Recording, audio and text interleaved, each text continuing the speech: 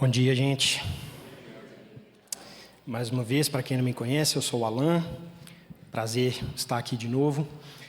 Eu já aviso que eu sou um manteiga derretida. O ano passado, quando eu estava aqui, no meio do caminho, não consegui segurar as lágrimas. Aí hoje eu já estava ali, a Fabi me escolhe a última música antes de eu vir aqui, a música que eu entrei no dia do meu casamento, Aleluia. E eu pensei, aí já está dificultando a minha vida, tá vendo? Não está me ajudando. Então vamos ver o que dá para... Quanto tempo dá para segurar as lágrimas aqui. Mas brincadeiras à parte, é um prazer estar aqui. Eu faço essa brincadeira porque, como o Tiago acabou de falar, são muitos e muitos anos de história. A gente ama essa igreja. Minha esposa Júnia está ali, meu filho Enzo acabou de ir para a sala das crianças. E nós amamos demais essa igreja, sentimos muita saudade, sentimos uma falta tangível no nosso dia a dia, lá na Inglaterra, falta das amizades, falta do jeito tão especial que a gente vive o Vida, o jeito que a gente vive o Evangelho juntos. É muito revigorante para as nossas almas estarmos aqui mais uma vez. É sempre um privilégio, uma honra ser convidado pelos presbíteros para trazer uma mensagem para a igreja. O texto de hoje é um texto difícil, vocês acabaram de ver, um texto longo, um capítulo denso, um capítulo muito teológico, traz um tema talvez mais delicado da existência humana e da busca do homem por Deus, que é a questão do sofrimento, né? Essa relação de Jesus com esse homem que nasceu cego e foi curado. Então, eu tentei organizar essa pregação em 3 pontos. Primeiro, a revelação da identidade de Jesus na vida desse homem. Fica muito claro que através da cura e através de todo esse diálogo que o Tiago acabou de ler, Jesus está se revelando na vida daquele homem, para aquele homem e para todas aquelas outras pessoas que de alguma forma estavam ali envolvidas. Então, o primeiro ponto que eu quero que a gente veja no texto, que a gente observe, é essa revelação da identidade de Jesus. O segundo ponto, as diferentes respostas a essa revelação. Então, que a gente possa percorrer pelo texto novamente e perceber a resposta dos vizinhos, a resposta dos pais, a resposta dos fariseus e a resposta do próprio homem a essa revelação de Jesus. E, por fim, não menos importante, a nossa resposta a um capítulo tão profundo e tão... que mexe tanto com a gente. Então, deixa eu orar mais uma vez, e aí a gente pode entrar no texto. Senhor, muito obrigado pela sua graça. Mais uma vez nós te adoramos, mais uma vez nós te louvamos, te agradecemos por quem o Senhor é, te agradecemos porque o Senhor se revela a nós através de variadas formas, através das nossas alegrias, através dos nossos sofrimentos. O Senhor age nas nossas próprias vidas, o Senhor nos deixa ver a sua ação nas vidas daqueles ao nosso redor. Então, ao abrirmos a sua palavra hoje e realmente buscarmos te enxergar nesse texto, te conhecer mais, eu oro para que o Senhor cresça e eu diminua, que seja a sua palavra e não a minha, e que o Senhor possa, assim como o Senhor fez com esse homem e com todas essas pessoas nessa passagem, que mais uma vez essa manhã o Senhor possa abrir os nossos olhos para que nós possamos te ver e te adorar. Em nome de Jesus, amém. Então, a gente sabe que Jesus, ele tinha esse padrão nos encontros dele com as pessoas. Ele ia revelando diferentes perspectivas, diferentes pontos de quem ele era, até que todas essas partes se juntam e o resultado da equação sempre é o mesmo. Ele é o Deus do universo, ele é o Deus encarnado, o Deus que se fez homem, o Deus Filho. 100% Deus e 100% homem. E mais uma vez é isso que ele está fazendo aqui. Ele está se revelando como Deus para aquelas pessoas. Então a gente vê ali logo no versículo 3, Quando ele diz, ele não está assim, ele é perguntado, por que esse homem está assim? Quem pecou para que ele tenha nascido dessa forma? E ele fala, ele não está assim pelos pecados dele, nem pelos pecados dos pais, mas para que se manifestasse nele a obra de Deus. Jesus, logo no início daquela interação, daquele encontro, ele já se coloca ali como autoridade para afirmar o propósito da cegueira daquele homem. E a pergunta é óbvia: quem pode fazer tamanha afirmação? Senão o próprio Deus. O próprio Deus que criou aquele homem, o próprio Deus que tem os propósitos para a vida dele. Quem, além do próprio Deus, poderia afirmar por que aquele homem nasceu cego ou não? Qual o propósito daquilo ou não? Se alguém pecou para ele estar assim ou não? Claro que só o próprio Deus. Quando Jesus faz aquela afirmação, ele já está imediatamente dizendo, eu posso, eu sou. Aí a passagem continua e Jesus se coloca num papel de redefinir um princípio que era muito importante para o povo judeu, que vinha desde o Velho Testamento, que é o famoso: aqui se planta, aqui se faz, aqui se paga, o que se planta, se colhe. A gente vê ali no versículo 4, a partir do versículo 4, é necessário realizar as obras daquele que me enviou enquanto é dia. A noite se aproxima quando ninguém pode trabalhar. Enquanto estou no mundo, eu sou a luz do mundo. Quando ele fala para aquelas pessoas que estavam indagando o motivo daquela cegueira, o propósito daquela cegueira, tem um pressuposto ali. O pressuposto daquelas pessoas é: se alguém está assim, é porque um pecado foi cometido. E esse pressuposto vem de passagens, por exemplo, como Deuteronômio 28, versículos 1 e 2. Se vocês obedecerem fielmente ao Senhor, o seu Deus, e seguirem cuidadosamente todos os seus mandamentos, todas essas bênçãos virão sobre vocês.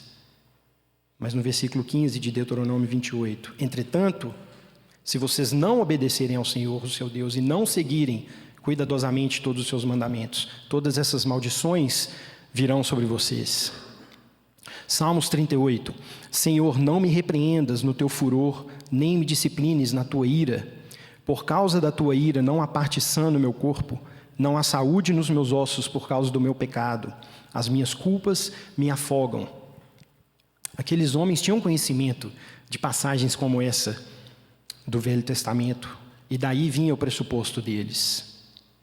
Mas o mais interessante é que nós vemos esse mesmo princípio ainda no Novo Testamento. O próprio João, poucos versículos antes dessa nossa passagem de hoje, no capítulo 5:14, ele disse, relatando, logo depois de Jesus curar um paralítico, uma situação parecida, de cura. João relata que Jesus disse ao paralítico que ele havia acabado de curar: olhe, você está curado, não volte a pecar para que algo pior não aconteça a você. Em 1 Coríntios 11, por exemplo, o apóstolo Paulo faz uma correlação entre problemas na igreja, inclusive problemas físicos, com o fato das pessoas estarem participando da Santa Ceia de modo impuro. Em Gálatas 6, 7, 8, Paulo usa essa linguagem explicitamente. Ele fala: não se deixem enganar, de Deus não se zomba, pois o que o homem semear, isso também colherá. Quem semeia para a sua própria carne, da carne colherá destruição. Quem semeia para o Espírito, do Espírito colherá vida eterna. Então, quando Jesus responde: esse homem não está assim pelos pecados dele, nem pelos pecados dos seus pais, mas para que se manifestasse nele a obra de Deus, ele, obviamente, claramente, ele não estava anulando ou negando a lei da semeadura. Ele não estava negando aquele princípio que aquelas pessoas conheciam. Muito pelo contrário. O que ele estava fazendo, o que ele estava ensinando para os discípulos, que nada é tão simples quanto a gente quer fazer parecer. Nós temos a tendência, nós somos mestres em querer colocar Deus numa caixinha, diminuir, reduzir Deus a um patamar onde nós consigamos compreendê-lo completamente, onde faça sentido para a gente. Mas, obviamente, se Deus é Deus, a gente nunca vai conseguir colocá-lo nessa caixinha. Então eles estavam pensando, se existe a lei da semeadura, se ela é verdade, então, consequentemente, toda e qualquer situação, Deus tem que necessariamente estar agindo de acordo com essa lei e apenas essa lei. Logo, esse cara está assim por isso. E Jesus está falando, os planos de Deus são mais complexos. O próprio Senhor, através do profeta Isaías, disse: quem ensinou ao Senhor o conhecimento, ou lhe apontou o caminho da sabedoria? Os meus pensamentos não são os pensamentos de vocês, nem os seus caminhos são os meus caminhos. Mas de novo, então, por que o homem, Jesus, é o único com sabedoria e autoridade para explicar e até mesmo redefinir os planos de Deus? Porque Ele é Deus. O Deus Filho, que é um com o Pai. E Ele estava manifestando essa glória na vida daquele cara. O João, depois de caminhar com ele por 3 anos, testemunhar todos esses ensinamentos, testemunhar a cruz, a ressurreição, a ascensão, o Pentecostes, ele entendeu essa identidade de Jesus. Por isso ele está descrevendo ela através desse relato. Enquanto estou no mundo, eu sou a luz do mundo. João está citando Jesus. E depois, na sua outra carta, João cita outras palavras de Jesus, muito parecidas. Quando Jesus diz, Deus é luz e nele não há trevas alguma. O próprio Jesus está dizendo, Deus é luz. O próprio Jesus está dizendo, eu sou luz. A equação sempre termina na divindade de Jesus. Mas Jesus não apenas revelava a sua identidade com palavras, mas também com ação, a forma como ele vivia, o seu caráter, através da igreja, que é o corpo de Cristo, e os milagres. Todos os milagres que ele fazia tinham muito mais a ver com ele do que com a pessoa que estava recebendo aquele milagre. E aqui não é diferente. Para provar a sua autoridade sobre a cegueira daquele homem, a sua autoridade para redefinir a cegueira daquele homem, para provar que ele é realmente a luz do mundo, ele literalmente traz luz àquele homem. Então, quando Jesus diz para que se manifestasse nele a obra de Deus, ele está assim para que se manifestasse nele a obra de Deus. Mais uma vez, nós não podemos compreender completamente, em cada detalhe, qual é a obra de Deus na vida daquele homem, mas nós conseguimos, através dessa passagem, saber pelo menos 2 dimensões dessa obra. A obra de Deus na vida daquele homem, pelo que nós podemos ler aqui, era, pelo menos, revelar Jesus, revelar através daquele homem um Jesus que cura fisicamente, e revelar através de Jesus, através daquele homem, um Jesus que cura espiritualmente. Um Jesus que cura fisicamente e um Jesus que cria visão espiritual. E um Jesus que julga a cegueira espiritual. Então vamos olhar para esses 2 pontos e ver um pouco mais aqui dessa identidade de Jesus que está sendo revelada, como aquele que cura fisicamente e aquele que cura espiritualmente. Ali nos versículos 6 e 7, nós lemos então a descrição do que aconteceu.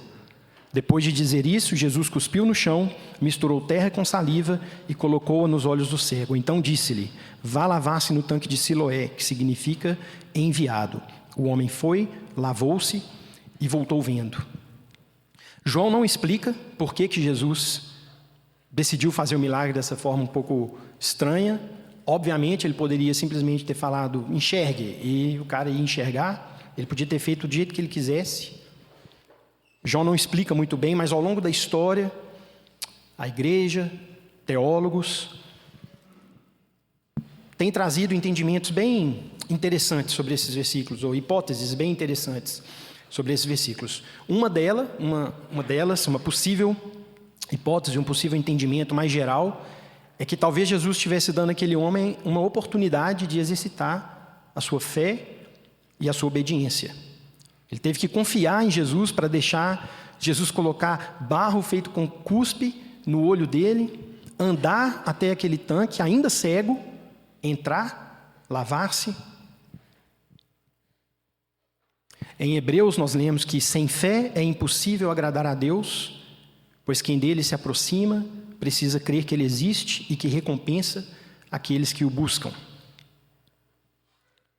Talvez Jesus poderia estar dando um exemplo da própria lei da semeadura. Eu vou dar a ele a oportunidade de plantar com a obediência e com a fé e a oportunidade de colher essa cura. Um outro possível entendimento, uma outra possível explicação é de que esse foi um ato simbólico de criação. Nós lemos em Gênesis 2:7 o relato da criação. Então o Senhor Deus formou o homem da terra e soprou-lhe nas narinas fôlego de vida.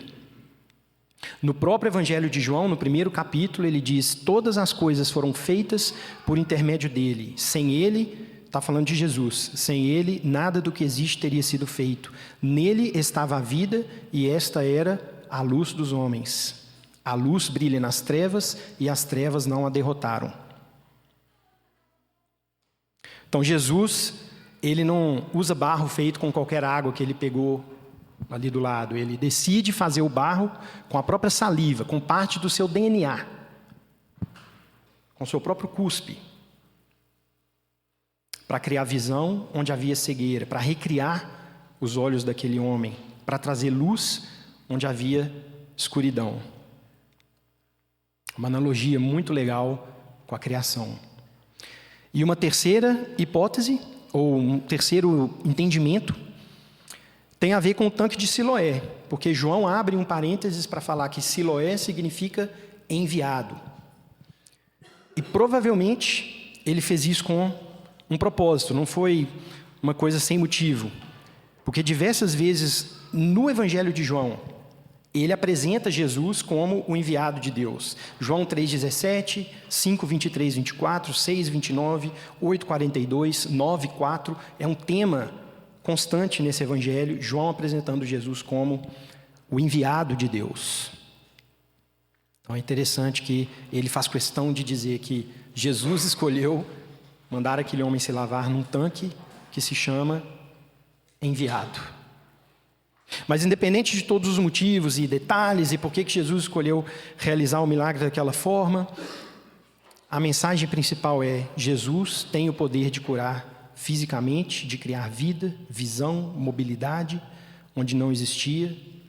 Ele cria luz na escuridão. Mas essa revelação de um Jesus que cura fisicamente leva a uma revelação ainda maior, como nós já falamos, como o Tiago já falou várias vezes na introdução do culto. Um Jesus que cria visão espiritual, um Jesus que cura espiritualmente e um Jesus que julga a cegueira espiritual. Então, a partir da cura, nós lemos vários diálogos e interações, o Tiago leu para a gente, novamente, um capítulo longo. Nós vamos ler algumas dessas interações de novo daqui a pouco. Mas aí, depois de todas essas interações, no final, a gente pulando lá para o final do capítulo, eles se encontram de novo. Jesus e o homem que havia sido curado.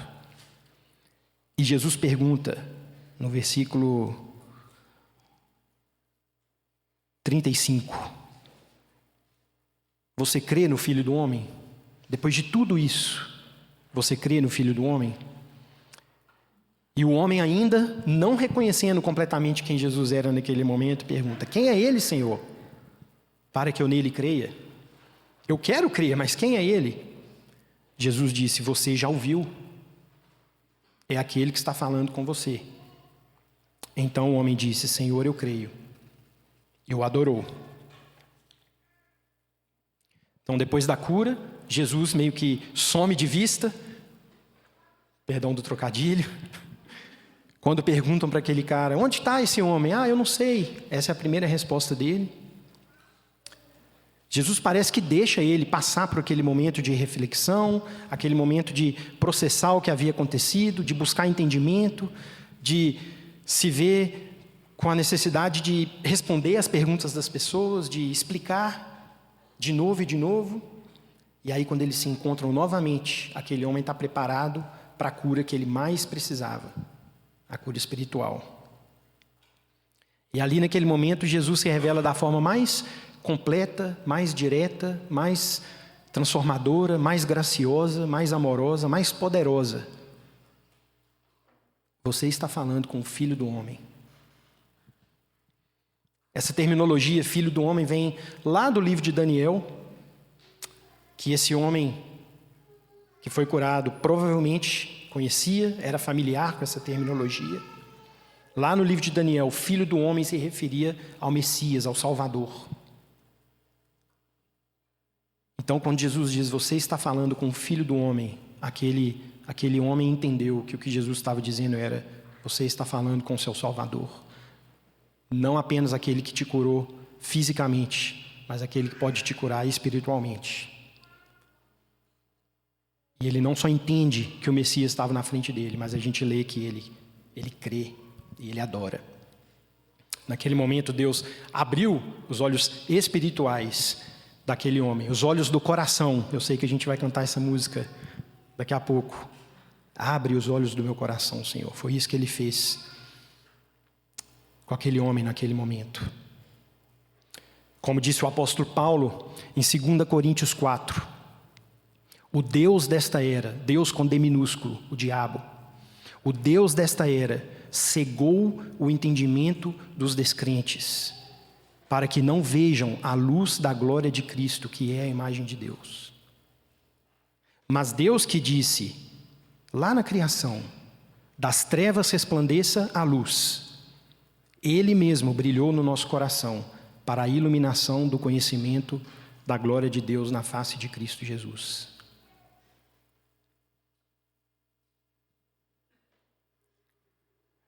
Mas Jesus dá uma guinada meio repentina na forma como ele está conversando ali com aquele homem. E aí no versículo 19, Jesus disse, eu vim a este mundo para julgamento, a fim de que os cegos vejam e os que veem se tornem cegos. Aí os fariseus que estavam ali, os líderes religiosos que estavam ali, ouviram ele dizer isso e perguntaram, acaso nós também somos cegos? E aí o capítulo termina com as palavras de Jesus. Se vocês fossem cegos, não seriam culpados de pecado. Mas agora que dizem que podem ver, a culpa de vocês permanece. Nós sabemos que é a vinda final de Jesus, é a segunda vinda de Jesus que vai marcar o juízo final, o juízo derradeiro. Mas a primeira vinda de Jesus já estava mostrando de forma temporária a divisão que vai acontecer de forma permanente no fim dos tempos, que foi a confissão que a gente acabou de ler. Os humildes, que recebem vida e visão espiritual, e os orgulhosos, que têm a sua cegueira revelada. João já havia falado disso no capítulo 3, versículos 19 a 21. Ele diz, este é o julgamento. João está falando no capítulo 3. Qual é o julgamento? O julgamento é esse. A luz veio ao mundo, mas os homens amaram as trevas no lugar da luz. E por que os homens amaram as trevas no lugar da luz? Porque as suas obras eram más. Pois quem pratica o mal odeia a luz e não se aproxima da luz para que as suas obras não sejam manifestas. Quem, porém, pratica a verdade vem para a luz para que se veja claramente que as suas obras são realizadas por intermédio de Deus. Cristo, naturalmente, produz uma separação. Calvino dizia que o efeito inevitável da sua manifestação é o juízo, porque ninguém permanece neutro diante dele. É impossível permanecer neutro diante de Jesus. Ou estamos com ele, ou estamos sem ele. Ou buscamos visão espiritual, ou acreditamos que já podemos ver sem a necessidade dele. Nas palavras do próprio Jesus, em Lucas 12:51, uma das falas mais duras e aterrorizantes de Jesus, para mim, na minha opinião. Vocês pensam que eu vim trazer paz à terra? Não, eu lhes digo. Pelo contrário, eu vim trazer divisão. Não combina muito com essa visão neutra e aguada que muitas vezes nós e a nossa sociedade querem ter de Jesus, né? Cara legal, tá com ele, bom para você, tá sem ele, bom também. Eu vim trazer divisão. E aí, depois de tudo isso, a cura, o interrogatório do ex-cego, o interrogatório do próprio Jesus, qual é a resposta dos fariseus? Acaso nós também somos cegos? Uma pergunta que já traz em si própria a resposta. Uma pergunta que revela a cegueira deles. O que nos leva aqui para o segundo ponto que eu queria que a gente observasse hoje de manhã, que são as diferentes respostas que os personagens dessa história, ou personagens não, né? As pessoas dessa história deram. Então nós temos 4 tipos de pessoas e tipos de respostas aqui. Nós temos os vizinhos, os conhecidos, nós temos os fariseus, nós temos os pais do homem e o próprio homem. Então vamos na ordem da narrativa. Primeiro, os vizinhos. Os seus vizinhos e os que anteriormente o tinham visto mendigando perguntaram: não é este o mesmo homem que costumava ficar sentado mendigando? Alguns afirmavam que era ele, outros diziam: não, apenas se parece com ele. Contudo, ele próprio insistia: sou eu. Então, como foram abertos os seus olhos? Interrogaram-no. E aí ele responde pela primeira vez de muitas: o que aconteceu? O homem chamado Jesus misturou terra com saliva, colocou nos meus olhos e me disse que fosse lavar-me em Siloé. Fui, lavei-me e agora vejo. Onde está esse homem? Perguntaram. Não sei. Aí eles meio que parece que perdem o interesse, perdem a paciência e levam ele aos fariseus. E nós vemos aqui várias características dessa resposta, mas 2 que eu pensei aqui foi a confusão e o ceticismo dos vizinhos, né? Dá para perceber que eles estão meio confusos. É ele, não é ele? O que aconteceu? Mas aí quando ele conta o que aconteceu, tem um pouco de ceticismo.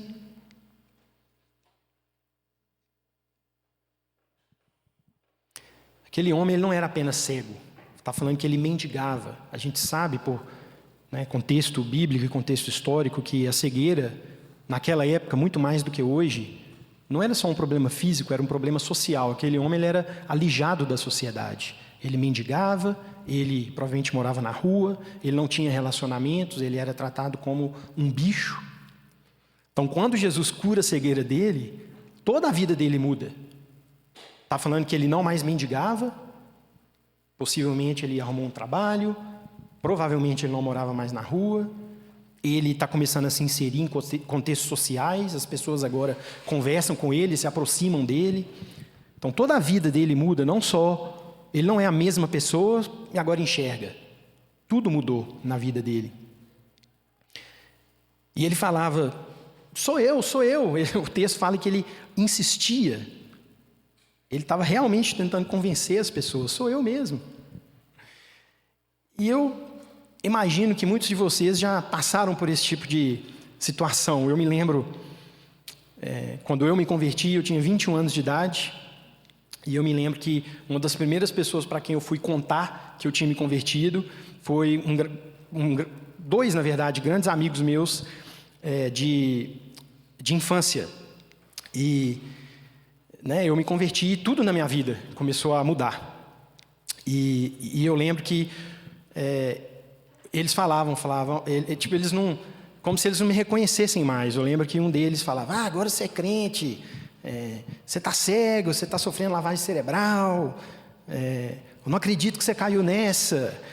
Eu lembro que tinha um outro amigo meu que até me acusou de estar aproveitando, no sentido negativo da palavra, dos americanos que estavam aqui na igreja na época, até financeiramente. Você está lá para aproveitar financeiramente desses americanos. E eu falava, você está doido? Você me conhece há quantos anos? Você sabe do meu caráter? Você sabe das minhas falhas também, mas você sabe que essa não é uma das minhas falhas? Como assim? Sou eu, igual o cara tentando convencer, insistindo. Não, você está diferente, não é mais a mesma pessoa. Mas depois de um tempo eu aprendi, conforme a gente vai amadurecendo, o nosso entendimento da palavra, eu aprendi e eu percebi que realmente eu não era mais o mesmo. Não naquele sentido pejorativo, que eles falavam, mas no sentido do que a palavra diz, de que eu nasci de novo.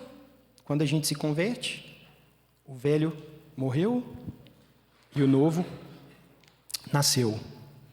Somos uma nova criação, é isso que a palavra fala, Eu era cego, agora eu vejo, eu estava perdido, fui encontrado. Então, como foram abertos os seus olhos, interrogaram-no. E ele respondeu de novo. O homem chamado Jesus misturou terra com saliva, colocou nos meus olhos e me disse que fosse me lavar em Siloé. Eu fui e lavei-me e agora eu vejo. Fico imaginando ele pensando. Tem até uma hora aqui que ele apela com os fariseus, e fala, eu já falei um tanto de vezes, você não está querendo me ouvir? Onde está esse homem? Não sei. Então, levaram-no aos fariseus. É interessante, notem que primeiro eles perguntam sobre o milagre, sobre o que aconteceu, como que isso aconteceu, para depois perguntar sobre quem fez. Eu não quero ler muito nas entrelinhas, não quero ficar tentando tirar coisas da passagem que não estão explícitas. Mas isso me chamou a atenção. Em vez de perguntarem, quem fez isso com você? E aí ir lá e perguntar para a pessoa, como que você fez? Eles perguntaram, como que isso foi feito? Aí depois, e cadê ele? Me chamou a atenção e na hora me veio a famosa passagem de João 6:66. Poucas páginas antes desse relato, quando Jesus multiplica os pães e os peixes, e logo em seguida ele diz à multidão que o seguia, vocês estão me procurando, não porque viram os sinais milagrosos, mas porque comeram e ficaram satisfeitos. Independentemente das especulações sobre esse versículo específico, nós sabemos, pelo contexto maior da Bíblia, e por uma autoavaliação honesta, se nós fizermos uma autoavaliação honesta, que muitas vezes nós estamos mais interessados nos benefícios do que no próprio Jesus, não é verdade? Muitas vezes a gente está mais interessado no que Jesus pode nos oferecer do que num relacionamento com Ele. Muitas vezes nós queremos uma relação utilitarista, transacional com Jesus, não é verdade? E aí eles levam para os fariseus. Então vamos aqui para o segundo grupo, o segundo tipo de resposta. E a gente pode ver a arrogância e a rejeição dos fariseus. Era sábado, o dia em que Jesus havia misturado terra com saliva e aberto os olhos daquele homem. Os fariseus também lhe perguntaram como ele recuperara a visão. O homem respondeu a mesma coisa. Alguns dos fariseus disseram, esse homem não é de Deus, pois não guarda o sábado. Outros, porém, perguntavam, como pode um pecador fazer tais sinais milagrosos? Assim, houve divisão entre eles. Quando ele responde para os fariseus, ele colocou o barro, eu fui, me lavei. Ele fala, eu só sei que eu era cego e agora eu vejo. E o contraste na passagem é triste, eu não sei nem como explicar. Eles acabaram de ouvir um cego de nascença dizer, eu era cego e agora eu vejo. Qual que é a primeira coisa que eles falam? Esse homem que te curou não é de Deus, porque ele não guarda o sábado. Porque Jesus tinha curado no dia de sábado.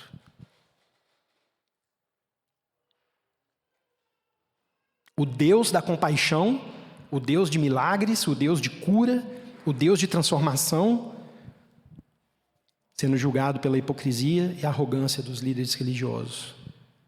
O Deus que veio para julgar, sendo julgado. Alguns comentários até dizem que o maior problema aqui não foi nem a cura em si, mas o fato de Jesus ter feito barro no dia de sábado.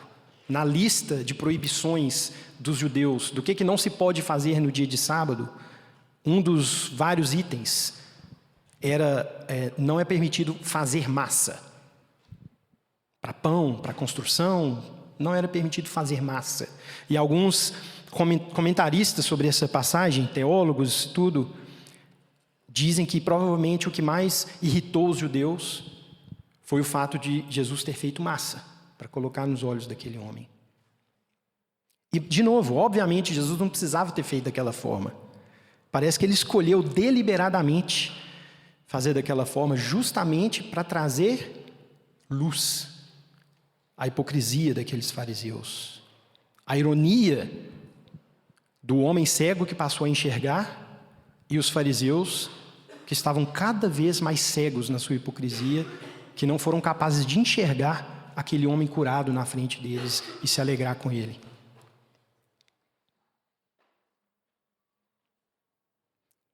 E aí eles tornam a perguntar ao cego: o que você diz a respeito dele? Foram seus olhos que ele abriu. E o homem respondeu: ele é um profeta. E aí diz: os judeus não acreditaram que ele fora cego e havia sido curado.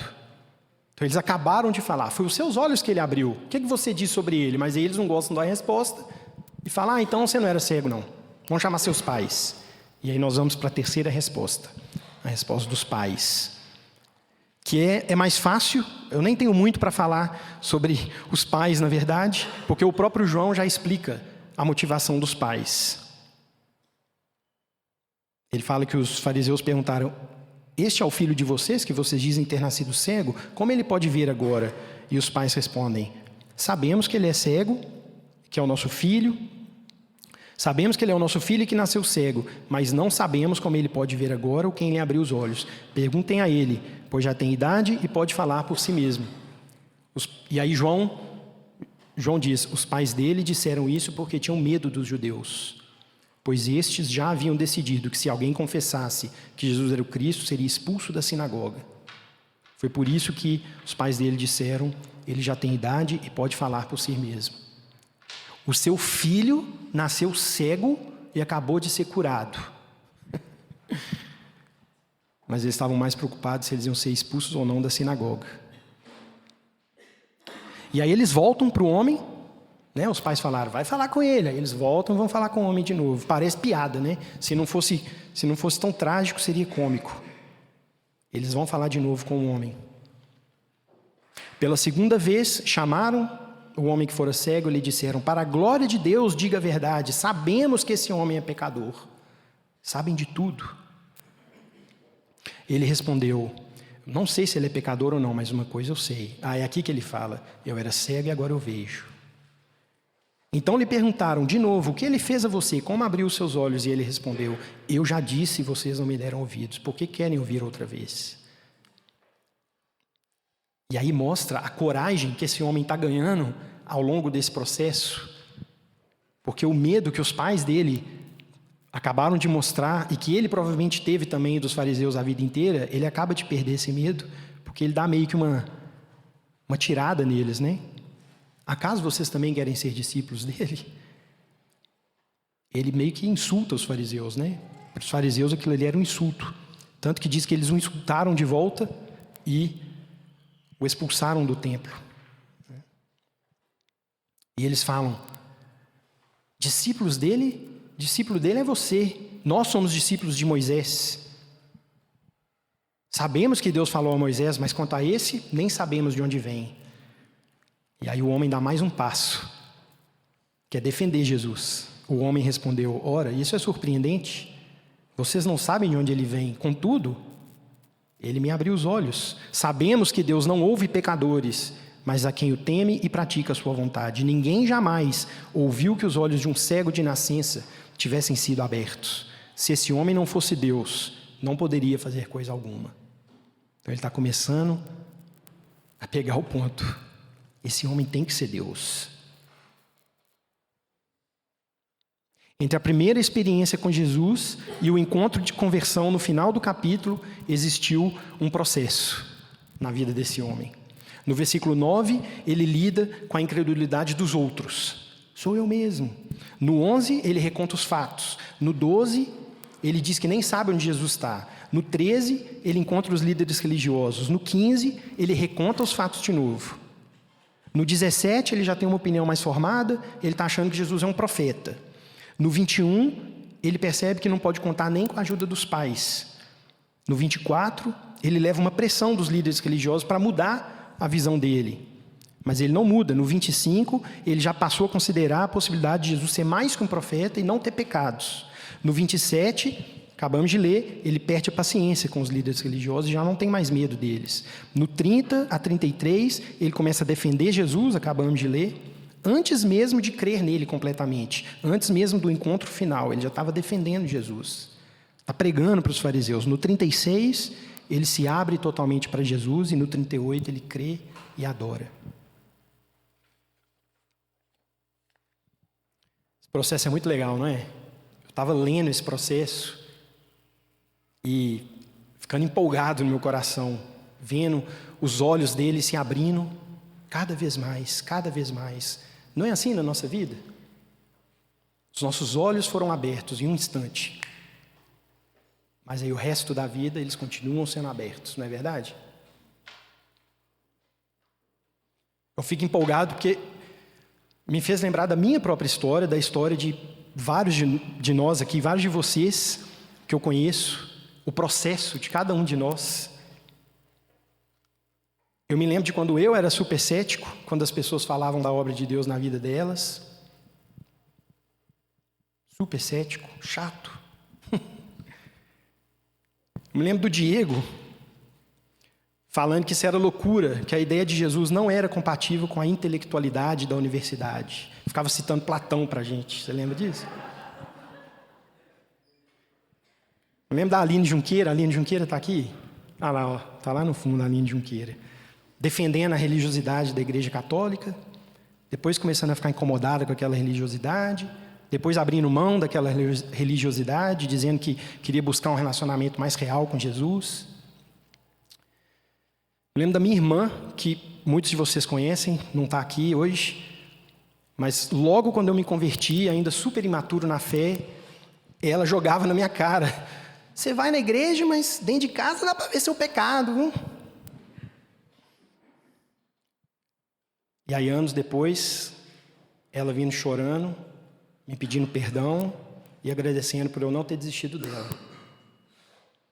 E eu poderia ficar aqui até domingo que vem relatando essas histórias, provavelmente começar a chorar em algum momento, celebrando a graça de Deus por ter aberto os nossos olhos, continuar abrindo mais e mais e mais, até o dia que Ele venha e nos leve para casa. Mas eu preciso terminar, porque já deu 40 minutos. Então, eu quero terminar brevemente com 3 respostas nossas. As nossas respostas a um capítulo como esse, a uma revelação como essa de Jesus. Primeira é a humildade. Eu sei que existe aquela máxima de que se nós achamos que somos humildes é porque nós não somos, né? Todo mundo já deve ter ouvido isso. E realmente tem um pouco de verdade nessa máxima. A questão da falsa humildade, né? Mas a humildade é sim um estado de espírito que, pela graça do Senhor e pelo poder do Espírito nas nossas vidas, nós podemos alcançar e estar alcançando ao longo da nossa vida. Porque, de fato, a humildade é uma ordem das Escrituras. Revistam-se de humildade, humilhem-se diante do Senhor, humildemente considerem os outros superiores a si mesmos. Desde quando Daniel Souza era pastor aqui da CH, muitos de vocês estavam aqui naquela época, o versículo de Tiago 4,6 se tornou uma das passagens da vida dessa igreja. Deus se opõe aos orgulhosos, mas concede graça aos humildes. Nas palavras do próprio Jesus no Sermão do Monte: bem-aventurados os humildes, pois receberão a terra por herança. Então, diante de uma revelação dessa, humilhemos-nos diante do Senhor. Segunda resposta é que nós busquemos crescer em maturidade e entender que a nossa vida é do Senhor. Se vocês me perguntarem, sua vida é do Senhor? Eu vou falar, claro, a minha vida é do Senhor. Mas no fundo do meu coração, não é fácil ouvir Jesus falar que aquele homem nasceu cego para que a obra de Deus se manifestasse na vida dele. Não é fácil ouvir isso para mim. É uma verdade com a qual eu tenho que lutar para aceitar. Não é fácil para mim ouvir Jesus dizer, eu vim para causar divisão e não para trazer paz. Eu não tenho nem muito para discorrer sobre esse assunto, sobre esse ponto tão teológico e tão profundo. Mas seria impossível ler uma passagem dessa e não deixar um encorajamento e uma exortação para a gente. Estou pregando para mim mesmo, de que nós cresçamos em maturidade, entendendo que a nossa vida é do Senhor. Nós podemos ignorar o sofrimento, podemos suprimir as emoções, ou nós podemos nos humilhar diante do Senhor e viver pela esperança na promessa de que um dia Ele enxugará de nossos olhos toda lágrima. Essa, inclusive, é uma realidade que leva muitas pessoas a se afastarem de Deus, né? Imagino que vários de nós aqui já devemos, em algum momento, ter ouvido alguém falar alguma coisa do tipo, mas e o sofrimento no mundo? Mas se Deus, como pode isso? E de novo, nós não podemos ter todas as respostas, mas nós podemos ter respostas suficientes. E nós podemos, o que me leva aqui ao terceiro e último ponto, nós podemos estar sempre compartilhando da graça e da obra de Deus em nossas vidas. Quando a gente olha para esse progresso do testemunho desse homem que foi curado, né? E a gente vê que no início ele não sabia de nada, não sabia nem onde Jesus estava. Jesus cura ele e ele meio que deixa Jesus embora, não sabe nem para onde Jesus foi, uma coisa meio estranha. No fim ele já está mais confiante. Eu fico imaginando como que foi o resto da vida dele depois dessa passagem. Quantas pessoas foram impactadas por essa vida, por essa cura, por esse testemunho? Mesmo que ele tenha continuado com alguma dificuldade em responder determinadas perguntas, explicar determinadas coisas, nenhum de nós aqui, ou eu imagino que pelo menos a esmagadora maioria de nós aqui, não está aqui adorando Jesus hoje porque nós tivemos os melhores pregadores, os melhores teólogos, os maiores evangelistas, respondendo todas as nossas perguntas, com 100% de certeza, 100% de convencimento. Nós adoramos Jesus hoje porque pessoas que haviam sido curadas, transformadas, foram fiéis e nos amaram o suficiente de modo que se arriscaram, tentaram de novo, estudaram as melhores respostas para as nossas perguntas, nos convidaram para virmos à igreja, oraram por nós, estudaram a Bíblia conosco, aceitaram a nossa rejeição, mas nunca pararam de nos mostrar Jesus, nos apontar para Jesus. E estavam lá para celebrar conosco no dia em que Ele finalmente abriu os nossos olhos, não é verdade? Então, humilhemos-nos diante do Senhor, cresçamos em maturidade para entender os planos do Senhor na nossa vida e preguemos o Evangelho sem medo, sem orgulho e sem desistir. Amém? Deixa eu orar para a gente. Senhor, mais uma vez te agradecemos pela sua graça, te agradecemos pelo seu Evangelho, te agradecemos pela sua obra nas nossas vidas. Essas três respostas que nós queremos ter diante do Senhor, diante dessa passagem e de todas as Escrituras, diante de tudo que o Senhor tem feito em nós e ao nosso redor.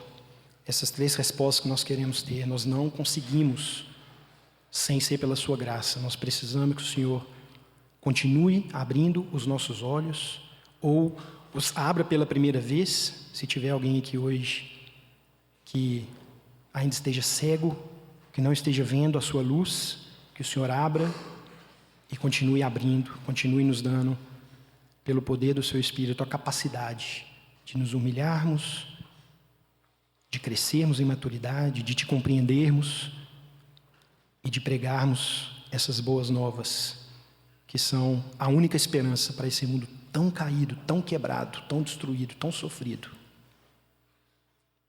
Nós te adoramos em nome de Jesus. Amém.